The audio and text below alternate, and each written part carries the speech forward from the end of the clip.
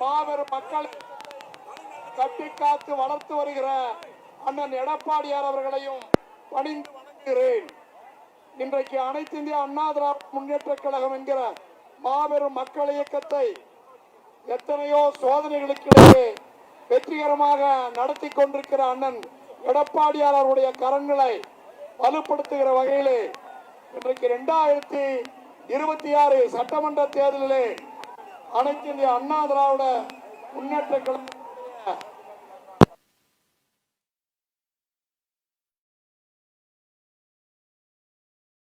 நம்முடைய அண்ணன் எடப்பாடியார் அவர்கள் இன்னும் சில நிமிடங்களிலே பேச இருக்கிறார்கள். அதற்கு முன்பாக நம்முடைய முன்னாள் அமைச்சர் அன்பு சகோதரர் அண்ணன் SP வேலுமணி அவர்கள் உங்களுடைய பேசுவார். சிறப்பு வாய்ந்த திருப்பூர் வடக்கு சட்டமன்ற தொகுதிக்கு உட்பட்ட இந்த மக்கள் வெள்ளத்தை சந்திக்க புரட்சி தமிழர் முன்னாள் முதலமைச்சர் எதிர்கட்சி தலைவர் 2026 புனித ஜெயின்சாட் கோட்டையில முதலமைச்சராக பொறுப்பேற்கக்கூடிய இந்த திருப்பூர் மாவட்டத்துக்கு 4வது கூட்டுக்குடி திட்டம், பாலங்கள், சாலைகள், ஸ்மார்ட் சிட்டி திட்டம் என்று வாரி வழங்கிய வள்ளலாக இங்கே வருகின்றக்கூடிய புரட்சி தமிழர் வருங்கால முதலமைச்சர் எடப்பாடியார் அவர்களை இந்த தொகுதி மக்களின் சார்பாக வருக வருக என்று வரவேற்று இப்பொழுது உங்களிடையே புரட்சி தமிழர் எடப்பாடியார் அவர்கள் பேசுவார்கள்.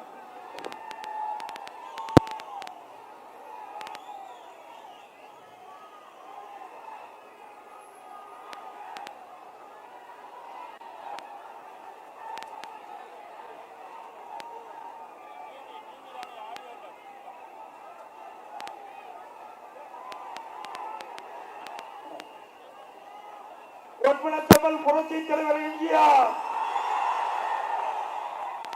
புரட்சி தலைவி அம்மா இருவரும் தெய்வங்களை வணங்கி இந்த எழுச்சி பயண நிகழ்ச்சியிலே திருப்பூர் வடக்கு சட்டமன்ற தொகுதியில இந்த பகுதியை குலுங்கின்ற அளவிற்கு மக்கள் வெள்ளம். இன்றைக்கு இந்த பகுதிக்கு வருகின்ற வரை பிரதான சாலையில மக்கள் வெள்ளத்தில் நீந்தி வந்து உங்களை சந்திச்சிருக்கிறோம். அடுத்த ஆண்டு நடைபெறுகின்ற சட்டமன்ற பொது தேர்தலில் இங்க இருக்கின்ற குழுமை இருக்கின்ற மக்களுடைய ஆரவாரமே அடுத்த ஆண்டு நடைபெறும் சட்டத்தை வெற்றி பெறுவோம். இந்த திருப்பூர் வடக்கு சட்டமன்ற தொகுதி தம்பி அண்ணா திமுக கூடி தள்ளி பிடிப்பா,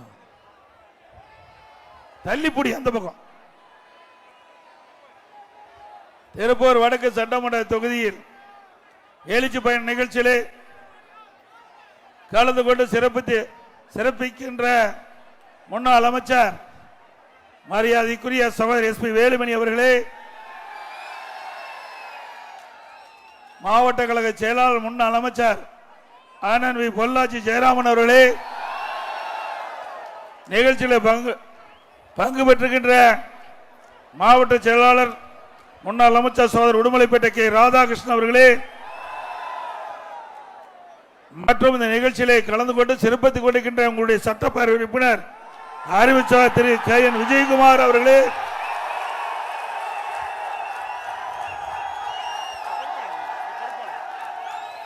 முன்னாள் அமைச்சர் அண்ணன் S தாமோதரன் அவர்களே, முன்னாள் அமைச்சர் அறிவு சோதர் MLA சோதர் MS ஆனந்தன் அவர்களே, முன்னாள் நாடாளுமன்ற திரு C சிவசாமி அவர்களே, MLA அறிவிச்சவர் C மகேந்திரன் அவர்களே,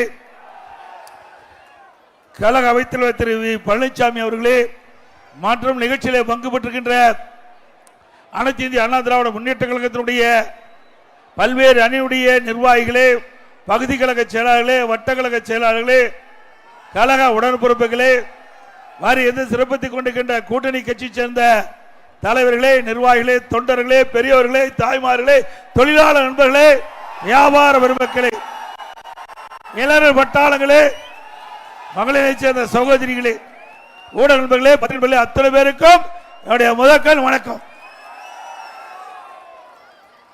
தம்பி, இந்த ஐஜிகா கொடி தள்ளி பிடிப்பாங்க, டிவி எடுக்கிறாங்க. இந்த பக்கம் தள்ளி பிடி, தள்ளி பிடிங்க, டிவி எடுக்கிறாங்க பாரு, தள்ளி பிடிங்க. இன்றைய தினம் ஒரு மகிழ்ச்சியான நாள்.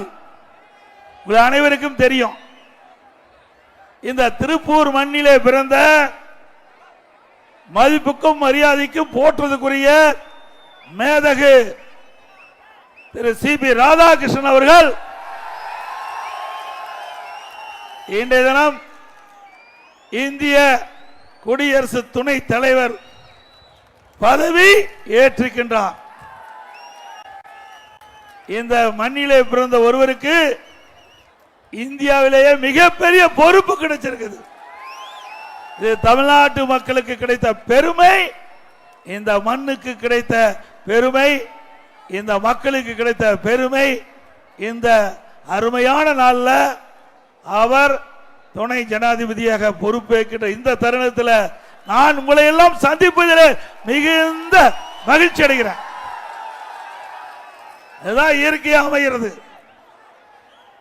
நாங்கள் ஏற்கனவே திட்டமிட்டு வடக்கு சட்டமன்ற தொகுதியில் பிரச்சாரம் பண்ண வேண்டும் என்று ஏற்கனவே அறிவிக்கப்பட்டு பிரச்சார தேதி குறிப்பிட்டப்பட்டு நாங்கள் பிரச்சாரத்துக்கு வருகின்ற பொழுது இந்த மண்ணில் பிறந்த ஒருவர் இந்திய நாட்டுடைய துணை ஜனாதிபதியாக பொறுப்பேற்கிறார் என்றால் இதுதான் இயற்கை.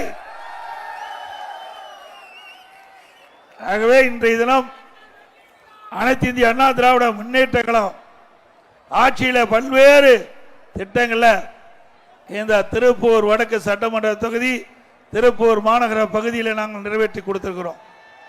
அனைத்து இந்திய அண்ணா திராவிட முன்னேற்ற கழகத்தினுடைய ஆட்சி காலத்தில் தான் இந்த திருப்பூர் மாநகரம் வளர்ச்சி பெற்றிருக்குது. அடிப்படை தேவைகள் முழுவதும் நாங்கள் நிறைவேற்றி கொடுத்திருக்கிறோம். குறிப்பாக இந்த வடக்கு சட்டமன்ற தொகுதியில் பல திட்டங்கள் நாங்கள் நிறைவேற்றி கொடுத்திருக்கிறோம். திராவிட முன்னேற்ற கழகம் ஆட்சி பொறுப்பேற்று 52 மாத காலம் இன்றைக்கு நிறைவு பெற்று விட்டன. இந்த 52 மாத கால ஆட்சியில், திமுக ஆட்சியில் ஏதாவது ஒரு பெரிய புதிய திட்டத்தை கொண்டாந்தாங்களா?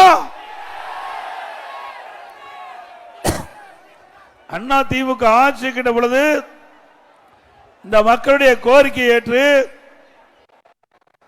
பிரம்மாண்டமான அரசு மருத்துவக் கல்லூரி மருத்துவமனை கூட கட்டி கொடுத்திருக்கிறோம்.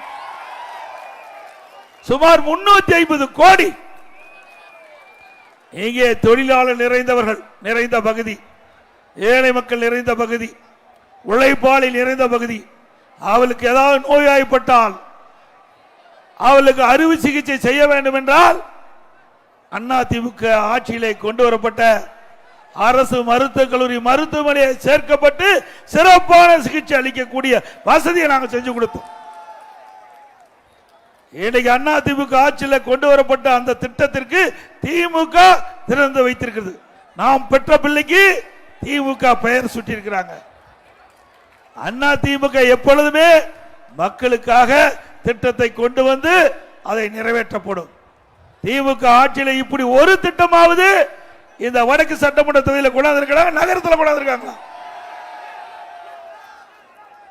ஆக இன்றைக்கு திராவிட முன்னேற்ற கழக ஆட்சியில் சட்ட ஒழுங்கு அடியோடு சீர்கிட்டு விட்டது. எங்க பார்த்தாலும் கொலை, கொல்ல, திருட்டு, வழிப்பறிவு, பாலியல் வன்கொடுமை நடக்காத நாளே இல்ல. தம்பி, இந்த ஐஜிகா கொடி தள்ளி பிடிப்பா. தம்பி, டிவி எடுக்கிறாங்களாங்க லைவ்ல, ஐஜிகா கொடி தள்ளி பிடிங்க. அந்த லைன்ல வர இடத்துல தள்ளி பிடிங்க. சொன்னா கேட்க வேணும் தம்பி. அது மட்டும் இல்ல தம்பி, தள்ளி வாங்க. இன்றைக்கு திராவிட முன்னேற்ற கழகம் எப்பொழுதெல்லாம் ஆட்சிக்கு வருகின்றதோ அப்பொழுதெல்லாம் சட்ட ஒழுங்கு அடியோடு சீர்கட்டு விடும். அதிமுக ஆட்சி எப்பொழுதெல்லாம் வருமோ அப்பொழுது சட்டத்தின் ஆட்சி தமிழகத்திலே நடைபெறும். இன்னைக்கு திராவிட முன்னேற்ற கழகம் ஆட்சியில தான் எங்க பார்த்தாலும் போதைப் பொருள் விற்பனை, எல்லா இடத்திலையும் தங்குதல் இல்லாம போதைப் பொருள் கிடைக்குது. அவ்வளவு மோசமான ஆட்சி தமிழகத்திலே பார்க்கப்படுகிறது. இன்னைக்கு இந்த போதை நடமாட்டத்தின் காரணமாக மாணவர்கள், இளைஞர்கள், பொதுமக்கள் போதைக்கு அடிமையாகி இன்றைக்கு அவருடைய வாழ்க்கையே ஒரு சூனியமாகி விடுகிறது. இன்றைய தினம் இந்த ஆட்சியாளர் அதை பற்றி எல்லாம் கவலைப்படுவது கிடையாது. திராவிட முன்னேற்ற கழகம் ஆட்சி பொறுப்பேற்று ஒரே ஆண்டு இந்த போதை நடமாட்டம் அதிகரித்து விட்டது. நாங்கள் எச்சரிக்கை விடுத்தோம், அரசுடைய கவனத்திற்கு கொண்டு வந்தோம். சட்டமன்றத்தில் பிரதான எதிர்க்கட்சி என்ற முறையில் தமிழகத்தில் கஞ்சா நடமாட்டம் அதிகமாக இருக்கின்றது, விற்பனை அதிகமாக இருக்கின்றது. இன்றைக்கு பல வடிவத்தில் கஞ்சா விற்பனை செய்யப்படுகிறது. அதை தடுத்து நிறுத்த வேண்டும் என்று அதிமுக சார்பா அறிக்கை வெளியிட்டோம், ஊடகத்தின் வாயிலாக வெளிப்படுத்தினோம், சட்டமன்றத்திலும் முதலமைச்சருடைய கவனத்திற்கு கொண்டு வந்தோம். ஆனால் இன்றைய முதலமைச்சர் அதையெல்லாம் கண்டுகொள்ளவில்லை. இதனால இந்த 4 ஆண்டு காலத்தில் திராவிட முன்னேற்ற கழக ஆட்சியில் ஒரே சாதனை, இன்றைக்கு தமிழ்நாட்டில் இருக்கின்ற இளைஞர்கள், மாணவர்கள், பொதுமக்கள் போதைக்கு அடிமையாக தான் சாதனை புரிஞ்சிருக்கிறார். இன்னைக்கு அவருடைய வாழ்வு சீரழிந்து விட்டது. இன்றைய முதலமைச்சர் பேசுகிறார் தொலைக்காட்சியின் வாயிலாக, இளைஞர்களே போதையில் செல்லாதீர்கள். எப்பொழுது அவர் போதைக்கு அடிமையாகி அவர் சீரழிந்து குடும்பமே நடுத்தருவுக்கு வந்த பிறகு முதலமைச்சர் ஸ்டாலின் அவர்கள் இந்த கருத்தை சொல்கிறார். அனைத்து இந்திய அண்ணா திராவிட முன்னேற்ற கழகம் பிரதான எதிர்க்கட்சி என்ற முறையில் சட்டமன்றத்தில் இந்த போதையின் நடமாட்டத்தை, போதைப் பொருள் நடமாட்டத்தை தடுத்து நிறுத்த வேண்டும், இரும்பு கரம் கொண்டு அடக்க வேண்டும் என்று குறிப்பிட்ட போது இதற்கு உண்டான நடவடிக்கை எடுக்கப்பட்டிருந்தால் இவர்களெல்லாம் காப்பாற்றிருக்கலாம். இவர்களெல்லாம் சீரழிவதற்கு காரணம் விடியா திமுக முதலமைச்சர். ஒரு நாட்டினுடைய முதலமைச்சர் மக்களை பாதுகாக்க வேண்டும், மக்களை நல்வழிப்படுத்த வேண்டும். அவர்கள் ஏதாவது தவறான பாதைக்கு சென்றால் அதை திருத்தி நல்வழியிலே கொண்டு வருகின்றதான் நல்ல முதலமைச்சர். ஆனால் இன்றைக்கு இருக்கின்ற முதலமைச்சர் இதை பற்றியெல்லாம் கவலைப்படுவதில்லை. நாட்டு மக்கள் எக்கேடு கெட்டு போனால் என்ன, குடும்பத்தில் இருக்கின்றவர் வளமாக, செல்வாக்காக, அதிகாரத்தோடு வாழ வேண்டும் என்பதுதான் இன்றைய முதலமைச்சருடைய நோக்கம். இன்றைக்கு ஒவ்வொரு தாய்மாரும், தந்தை, அவருடைய பெற்றோர்கள் தன்னுடைய குழந்தை கண் எதிரே இப்படிப்பட்ட போதைக்கு அடிமையாகி சீரழிகின்ற பொழுது அவருடைய மனம் எந்த அளவுக்கு வேதனைப்படும் என்பதை எண்ணி பார்க்க வேண்டும். ஒரு அரசாங்கம் நினைத்தால் தான் இதை தடுத்து நிறுத்த முடியும். ஆனால் இன்றைக்கு இருக்கின்ற அரசாங்கம் இதை தடுத்து நிறுத்துவதற்கு உண்டான முயற்சி எடுக்கவில்லை. ஒரு டிஜிபி இருந்தார், அவர் இந்த கஞ்சா விற்பனையை தடுப்பேன் என்று அறிவிப்பு வெளியிட்டார். 2.0, 3.0, 4.0 என்று அவர் ஓய்வு பெறுகின்ற வரை போட்டு ரிட்டையர் ஆகி போயிட்டார். ஏன்னா அவரால் முடியாது. இந்த கஞ்சா விற்பனையில் ஈடுபட்டிருக்கின்ற பெரும்பாலும் ஆட்சி அதிகாரத்தில் இருக்கின்ற துணையோடு இந்த கஞ்சா விற்பனை அமோகமாக நடைபெற்றுக் கொண்டிருக்கின்றது. அதனால காவல்துறை அறியால் அவர் சுயமாக, சுதந்திரமாக இந்த போதை ஆசாமிகள் மீது நடவடிக்கை எடுக்க முடியவில்லை. இன்றைக்கு காவல்துறை கைகள் கட்டப்பட்டிருக்கின்றன. காவல்துறை அதிகாரிகள் தன்னுடைய அதிகாரத்தை முழுமையாக பயன்படுத்தி இந்த போதைப் பொருள் நடமாட்டத்தை தடுக்க முடியாத ஒரு அவல நிலை தமிழகத்திலே நிலவுகிறது. மீண்டும் உங்களுடைய துணையோடு அதிமுக அரசு அடுத்த ஆண்டு அமைகின்ற பொழுது இந்த போதை நடமாட்டத்தை முழுவதும் தடுத்து நிறுத்தப்படும். இன்றைக்கு இந்த போதை ஆசாமியால் தான் சிறுமி முதல் முதியோர் வரை பாலியல் சீண்டலுக்கு உட்படுத்தப்படுகிறார்கள். இந்த பகுதியில் முதியோரை வைத்து அடிக்கடி கொலை நடைபெறுகிறது. முதியோருடைய சொத்துக்கள், உடைமைகள் கொள்ளையடிக்கப்படுகின்றன. இந்த கொங்கு மண்டலத்தில் தான் அதிகமா முதியோர்களை தாக்கப்பட்டு அவர்களை கொலை செய்யப்பட்டிருக்கின்றார்கள். அவருடைய உடைமைகளை திருடப்பட்டிருக்கின்றது. இந்த ஆட்சியுடைய லட்சணம் என்ன என்பதை நீங்கள் எண்ணி பார்க்க வேண்டும். ஒரு அரசாங்கம் ஒரு பிரச்சனை ஏற்படுகின்ற பொழுது விழிப்போடு இருந்து அதை தடுத்து நிறுத்துவதற்குண்டான நடவடிக்கை மேற்கொள்ளப்பட்டிருந்தால் இப்படி முதியோருடைய விலை மதிக்க முடியாத உயிர்களை காப்பாற்றிருக்கலாம். ஆனால் இந்த அரசாங்கம் எல்லாம் கண்டுகொள்ளவில்லை. அது மட்டுமல்ல, இன்றைக்கு இந்த பகுதி தொழில் நிறைந்த பகுதி, தொழிலாளர் நிறைந்த பகுதி.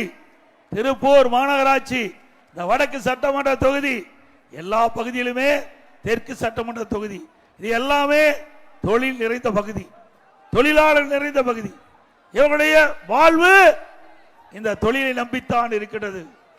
இன்றைக்கு இருக்கிற அரசாங்கம் அதை பற்றி கவலைப்படல. இந்த தொழிலாளருக்கு தற்போது வேலை இல்லாத ஒரு சூழ்நிலை ஏற்பட்டிருக்குது.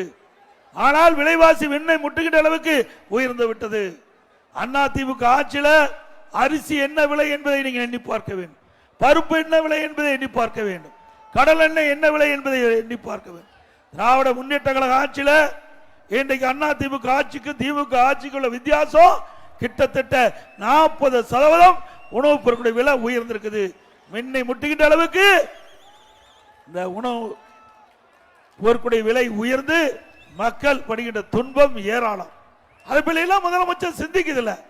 இதே அனைத்து இந்திய அண்ணா திராவிட முன்னேற்ற கழகம் ஆட்சி இருக்கின்ற பொழுது, இப்படி உணவுப் பொருட்களுடைய விலை உயர்கின்ற பொழுது, அந்த எந்த உணவுப் பொருள் விலை ஏறுதோ அந்த உணவுப் பொருள் எந்த மாநிலத்தில் விலை குறைவாக கிடைக்கிறதோ உடனடியாக அங்கே சென்று கொள்முதல் செஞ்சு தமிழ்நாட்டுக்கு கொண்டு வந்து அந்த விலையை கட்டுப்படுத்தினோம்.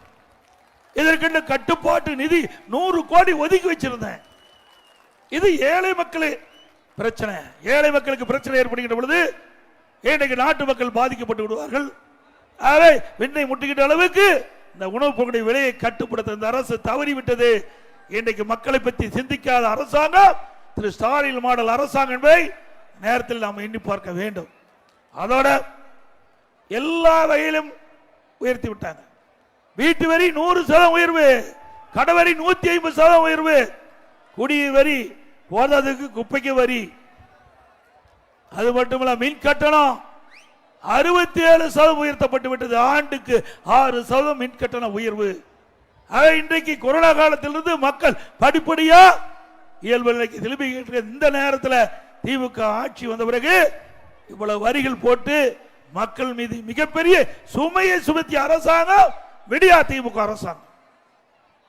அது மட்டுமல்ல, இன்றைக்கு தினம் தமிழகத்தில் அண்ணா திமுக ஆட்சியில் கொண்டு வரப்பட்ட பல திட்டத்தை திமுக அரசாங்கம் ரத்து செய்து அதில் தான் சாதனை படைத்திருக்குது. எனக்கு புதிய எந்த திட்டத்தை கொண்டாந்து சாதனை படைக்கவில்லை. இன்றைக்கு திருமண உதவி திட்டம், தாலிக்கு தங்க திட்டம், இன்றைக்கு நம்முடைய ஏழை குடும்பத்தில் பிறந்த பெண் திருமண வயது அடைகின்ற பொழுது பொருளாதார சூழ்நிலையின் காரணமாக திருமணம் தடைபடுகிறது. மாண்புமிகு அம்மாவுடைய சிந்தனையிலே ஒதுக்கப்பட்ட அற்புதமான திட்டம். அந்த ஏழை பெண்களுக்கு குறிப்பிட்ட நேரத்திலே திருமணம் நடைபெற வேண்டும் என்ற ஒரே நிலையில 26,50,000 திருமண உதவி திட்டத்தின் கீழ் நிதி உதவி வழங்கிய அரசாங்கம் அண்ணா திமுக அரசாங்கம். தாலிக்கு தங்கம் ஒரு பவுன் இன்னைக்கு 80,000 ரூபாய். அது அண்ணா திமுக ஆட்சியில் கொடுக்கட்டும். சுமார் 12 லட்சம் பேருக்கு இந்த திருமண உதவி திட்டத்தின் கீழ் பயன்பெற்றிருக்காங்க. 12 லட்சம் குடும்பத்தை வாழ வைத்த அரசு அண்ணா திமுக அரசாங்கம். அதையும் திராவிட முன்னேற்ற கழக அரசு வந்து ரத்து பண்ணிவிட்டது. மீண்டும் அண்ணா திமுக ஆட்சி உங்களுடைய ஆதரவோடு ஆட்சி பொறுப்புக்கு வந்தவுடன் தாலிக்கு தங்கம் திட்டம், திருமண உதவி திட்டம் தொடரும். இந்த திட்டத்தின் வாயிலாக இடம்பெறுகிறவர்களுக்கு மணமகளுக்கு பட்டு சேலை வழங்கப்படும், மணமகனுக்கு பட்டு வேஷ்டி வழங்கப்படும். அதே போல அம்மா மினிக்கில்லை ஏழை மக்கள் நிறைந்த பகுதி, அந்த பகுதியிலே தேர்ந்தெடுக்கப்பட்டு அங்கு ஒரு அம்மா மினிக்கிளிக்கு திறக்கப்பட்டு அங்கு இருக்கின்ற ஏழை மக்கள் ஏதாவது நோயப்பட்டா அந்த அம்மா மினிக்கிளுக்கு சென்று அவர்கள் சிகிச்சை பெறலாம். அதுல ஒரு அரசியல் நோக்கம். இது மிக சிறப்பாக செயல்பட்டு இருந்தது. ஆக இந்த திராவிட முன்னேற்ற கழக ஆட்சிக்கு பிடிக்கல. இது இந்த திட்டம் நன்றாக செயல்படுகின்ற பொழுது அண்ணா திமுக கட்சிக்கு நல்ல பெயர் வந்து வேண்டும் எண்ணி இன்றைய முதலமைச்சர் அந்த திட்டத்தை ரத்து பண்ணியிருக்கிறார். இந்த தொகுதியில் மட்டும் 6 அம்மா மினி கிளினிக் கொண்டாந்துருக்கு. 6 அம்மா மினி கிளினிக் கொண்டாந்து. மீண்டும் அண்ணா திமுக ஆட்சி அடுத்த ஆண்டு அமைகின்ற பொழுது இப்ப 2000 அம்மா மினி கிளினிக் தான் திறந்தோம். அடுத்த ஆண்டு அண்ணா திமுக ஆட்சி வந்தவுடன் 4000 அம்மா மினி கிளினிக் திறக்கப்படும். எல்லா பகுதிக்கும் மக்கள் எங்கெங்கெல்லாம் அதிகமாக வாழ்கின்றார்களோ அந்த பகுதியெல்லாம் அண்ணா திமுக ஆட்சியில் அம்மா மினி கிளினிக் திறக்கப்படும்.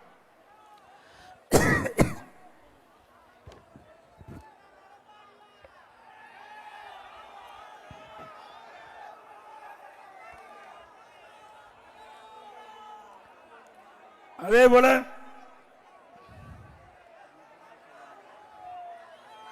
கேபிள் இன்றைக்கு தமிழகத்தில்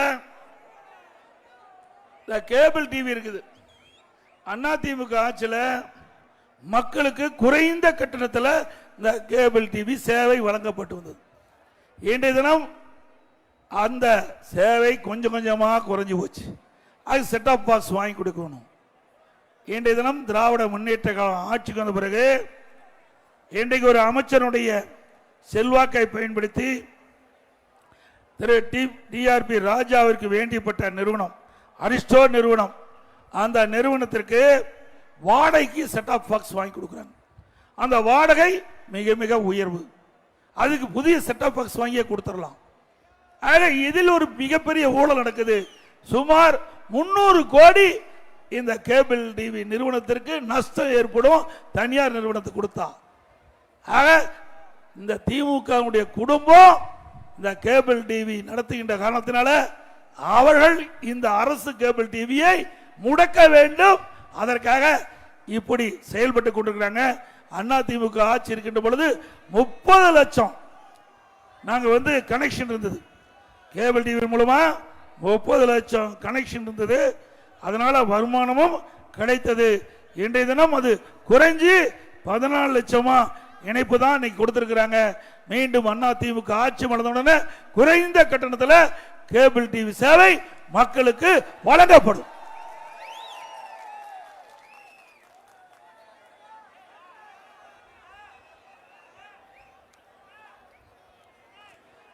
அதே போல பல அறிவிப்பை கொடுத்திருக்கிறார் ஸ்டாலின். அதுல முதல்வரின் முகவரி அப்படி ஒரு தலைப்புல மக்கள்கிட்ட இருந்து மனுக்கள் வாங்குது, அந்த மனுக்களுக்கு தீர்வு காண்கிறது.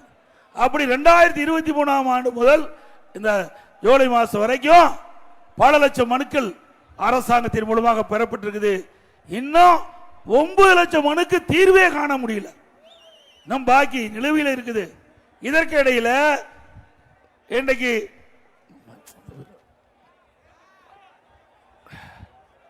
உங்களுடன் ஸ்டாலின் இப்ப மறுபடியும் ஆரம்பிச்சிட்டார். ஏற்கனவே மக்கள் அனுப்பிய 9 லட்சம் மனுவுக்கு தீர்வு காண முடியல. இப்பொழுது உங்களுடன் ஸ்டாலின் இப்படி ஒரு விளம்பரத்தால் அடிச்சு வீடு வீடா கொடுத்து இதுல 46 பிரச்சனை மக்களுக்கு இருக்குது. அந்த பிரச்சனையை நீங்கள் மனு மூலமாக சம்பந்தப்பட்ட அதிகாரி கொடுத்தீங்களா, அதை தீர்த்து வைப்பதாக ஒரு நாடகத்தை இன்றைய அரசாங்கம் நடத்தி கொண்டிருக்கிறது. ஏற்கனவே மக்கள் இந்த அரசாங்கத்தை நம்பி 9 லட்சம் மனு ஆன்லைன் மூலமா கடிதம் மூலமா அனுப்பியிருக்காங்க. அதையே தீர்க்க முடியல. இதை தீர்க்க முடியுமா? அத்தனையும் வெற்றி அறிவிப்பு, எல்லாமே பத்திரிகையில் வரணும், ஊடகத்தில் வரணும். இதுதான் இந்த ஆட்சியினுடைய செயல்பாடு. ஆனா ஒண்ணு இப்பதான் மக்களோட வந்திருக்கார் ஸ்டாலின் 4 வருஷம் கழிச்சு. அதோட ஒரு முதலமைச்சர் தமிழ்நாட்டில் 46 பிரச்சனைய 4 வருஷத்துல கண்டுபிடிச்ச ஒரே முதலமைச்சர் தமிழ்நாடு முதலமைச்சர்.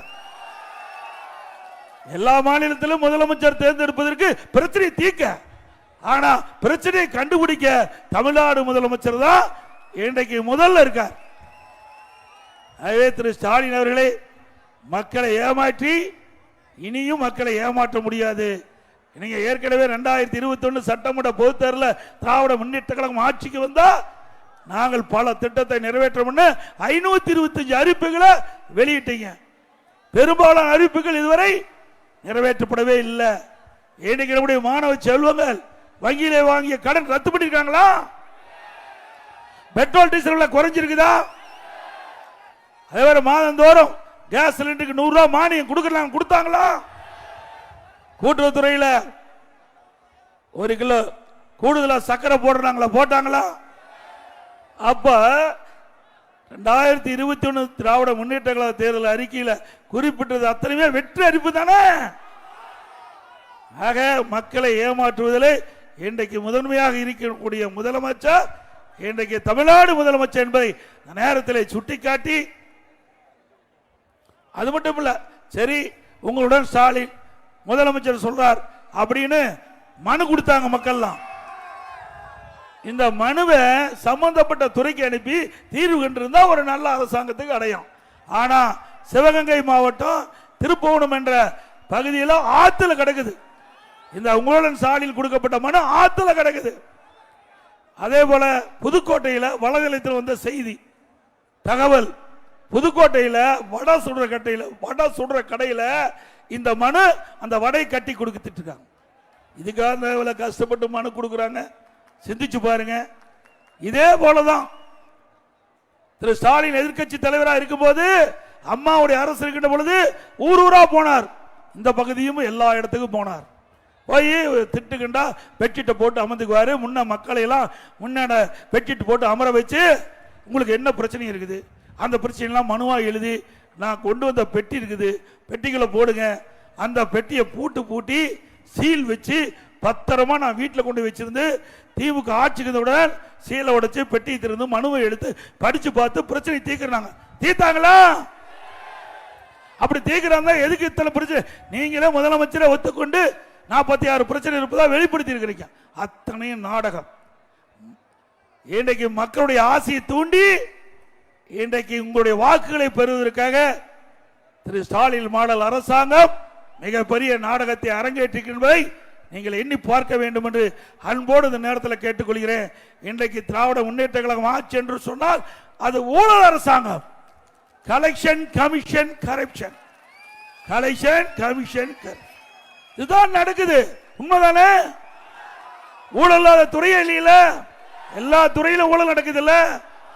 நீங்க பத்திரப்பதிவு இதெல்லாம் விலை அதிகமான பூமி, இந்த பகுதியெல்லாம் விலை அதிகமான பூமி, பர்சன்டேஜ் போட்டு வாங்குறாங்க.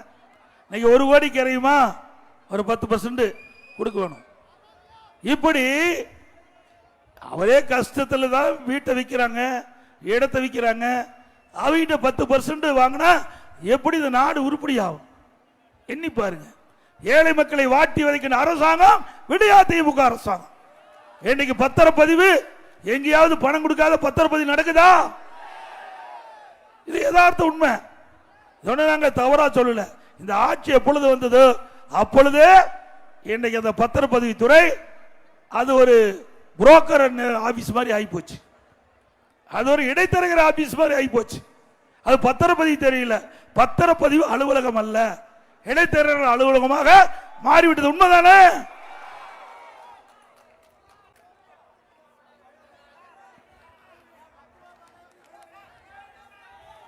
அதோட திருப்பூர் வடக்கு சட்டமன்றத்தில் பல திட்டங்களை கொண்டாந்து நிறைவேற்றுகிறோம்.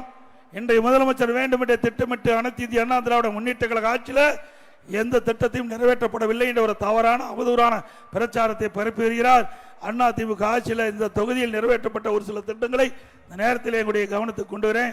திருப்பூர் வடக்கு தொகுதி செட்டிப்பாளையம் ரிங் ரோடு 75 கோடி மதிப்பீட்டில் இஎஸ்ஐ மருத்துவமனை. நான் ஏற்கனவே சொன்னேன் 6 அம்மா மினி கிளைக்கு திறந்தோம்.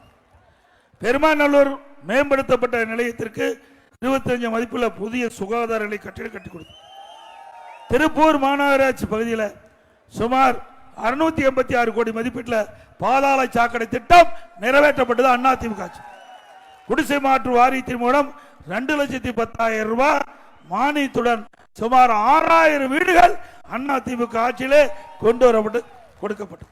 ஸ்மார்ட் சிட்டி திட்டத்தின் மூலம் அங்கேரிபாளையம் ரோடு, சக்தி தியேட்டர் ரோடு, குமரானந்தபுரம் 60 அடி ரோடு ஆகிய பகுதியில் புதிய கான்கிரீட் சாலை 27 கோடியில் அமைச்சு கொடுத்தோம்.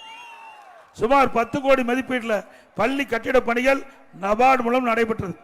குடிமராமத்து திட்டத்தின் மூலம் பல ஏரிகள் குளங்கள் தூராறப்பட்டது. நல்லாத்துப்பாளையம் பாலம் 2 கோடி மதிப்பீட்டில் கட்டி முடிக்கப்பட்டது.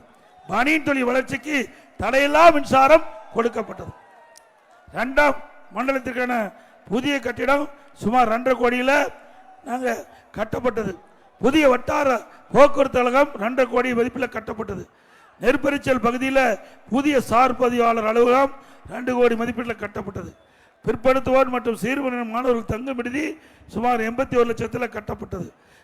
வேளம்பாளையம் காவல் நிலையத்திற்கு 1.5 கோடி மதிப்பீட்டில் புதிய கட்டிடம் கட்டிக் கொடுது. சிப்காட் சார்பில் நெற்பரிச்சலில் பணிபுரியும் பெண்களுக்கு தங்கும் விடுதி சுமார் 8 கோடி மதிப்பீட்டில் கட்டப்பட்டது. நெசவாளர் ஆதரவு திட்டத்தின் மூலம் உபகரணங்கள் வழங்கப்பட்டது. தமிழ்நாடு தொழில் முதலீட்டு கழகத்திற்கு புதிய கட்டிடம் 1.5 கோடி மதிப்பீட்டில் கட்டப்பட்டது. மாநில நெடுஞ்சாலைத்துறை மூலம் 55 சாலை பணிகள் 50 கோடி மதிப்பீட்டில் நடைபெற்றது.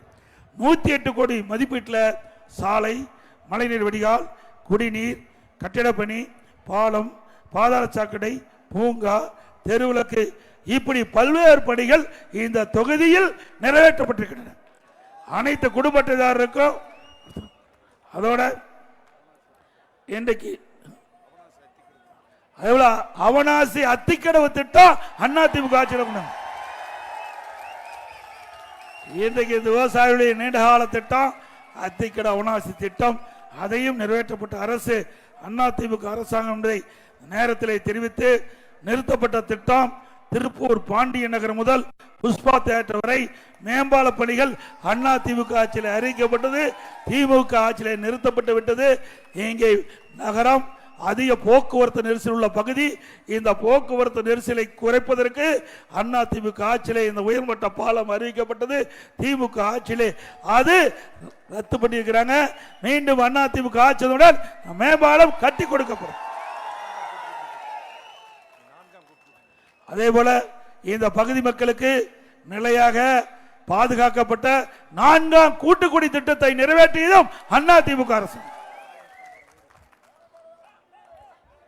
இப்படி பல திட்டத்தை கொண்டாந்தது அதிமுக ஆட்சியில் என்பதை இந்த நேரத்தில் தெரிவித்து அடுத்த ஆண்டு நடைபெற்ற சட்டமன்ற பொதுத் தேர்தலில் அனைத்து இந்திய அண்ணா திராவிட முன்னேற்ற கழக தலைமையில் அமைக்கப்பட்ட வெற்றி வேட்பாளருக்கு இரட்டை சின்னத்திலே வாக்களித்து வெற்றி பெற செய்யும்.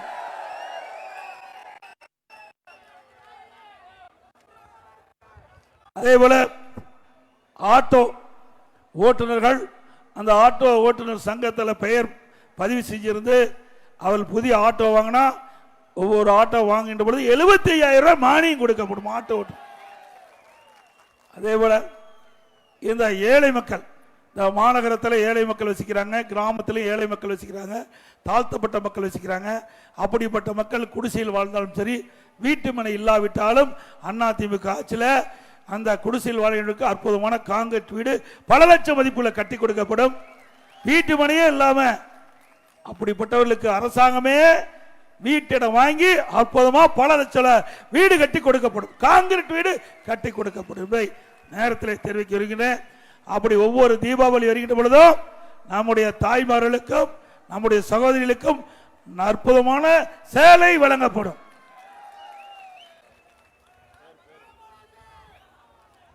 அதே போல இந்த நிகழ்ச்சி சீரோம் சிறப்போடும் இருப்பதற்கு நம்முடைய கழகத்துடைய நிர்வாகிகள் பல பேரும் இன்றைக்கு ஒத்துழைப்பு தந்திருக்கிறார்கள். திரு வி பட்டலிங்கம் அவர்களே, திரு கேஜி முத்து வெங்கடேஸ்வரர் அவர்களே, திரு பூலவப்பட்டி எம் பால் அவர்களே, திருமதி சங்கீதா சந்திரசேகர் அவர்களே, திரு எஸ் முருகசாமி அவர்களே, திருமதி SMP சொர்ணமால் அவர்களே, திரு PK எம் முத்து அவர்களே, திரு ஏ கருணாகரன் அவர்களே, திரு ஏ பாலசுப்ரமணியம் அவர்களே, திரு வே ஆ கண்ணப்பன் அவர்களே, திரு கே வேலுமணி அவர்களே, திரு எம் ஹரி அரசன் அவர்களே, திரு கனகராஜ் அவர்களே, திரு வி தங்கராஜ் MC அவர்களே, திரு வி நாச்சுமுத்து அவர்களே, திரு வேல்குமார் எம் சாமிநாதன் அவர்களே, திரு கலைமகள் எம் கோபால்சாமி அவர்களே, திரு சாமி கணேஷ் அவர்களே, திரு எம் சதீஷ் அவர்களே, திரு எஸ் யுவராஜ் அவர்களே, திரு ஆர் பிரேம்குமார் அவர்களே, திரு கார்த்திக் பொன்சாமி அவர்களே, திரு ஜெகநாதன் அவர்களே, திரு கே குணசேகரன் அவர்களே, பாரதிய ஜனதா கட்சியினுடைய வடக்கு மாவட்ட தலைவர் திரு KCMP சீனிவாசன் அவர்களே, தமிழ் மாநில காங்கிரஸ் கட்சியை சேர்ந்த மாவட்ட தலைவர் திரு ரவிக்குமார் அவர்களே, IJ கட்சி மாவட்ட தலைவர் திரு PNR பாரி அவர்களே, ஆதித்தமிழர் பேரவை மாவட்ட தலைவர் திரு நாகராஜ் அவர்களே, மனிதநேய ஜனநாயக கட்சி தலைவர் திரு இப்ராஹிம் பாஸ் அவர்களே, தமிழ்நாடு தேவர் பேரவை கட்சியுடைய நிர்வாகிகளே, தென்னிந்திய பார்வர்ட் பிளாக் மாவட்ட தலைவர் திரு ராமர் அவர்களே, விடுதலை முன்னேற்ற கழகத்தினுடைய அருந்தியர் விடுதலை முன்னேற்ற கழக பொறுப்பாளர் திரு NTR என்ற மாதையன் அவர்களே, தென்னிந்திய பார்வர்ட் பிளாக் நிர்வாகிகள் திரு ஐயர் தேவர் அவர்களே, திரு ஐயப்பன் அவர்களே, திரு காசிராஜன் அவர்களே மற்றும் இந்த நிகழ்ச்சி சீரோடும் சிறப்போடு விளங்குவதற்கு ஒத்துழைப்பு அத்தனை நல்ல உள்ளங்களுக்கும் நிகழ்ச்சியில் பங்கு பெற்ற அனைவர்களுக்கும் நன்றியை தெரிவித்து, மக்களை காப்போம், தமிழகத்தை மீட்போம், மக்களை தமிழகத்தை மக்களை தமிழகத்தை மக்களை தமிழகத்தை ஸ்டாலின் மாடல் அரசு, ஃபெயிலியர் மாடல் அரசு. Bye bye Stalin. நன்றி, வணக்கம்.